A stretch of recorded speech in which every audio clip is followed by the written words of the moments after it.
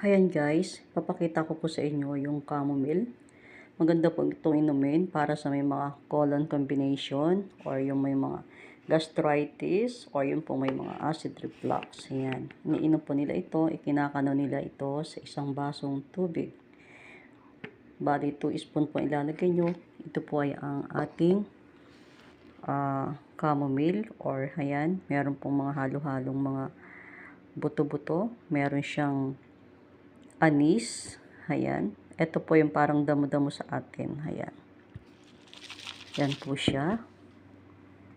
Ayan. Yung po mga bulaklak na dilaw-dilaw. Yan po yung nakukuhang damo-damo sa atin. Yan. Napakarami po nito dyan sa Pilipinas. Yan. Bali halo-halo na po ito.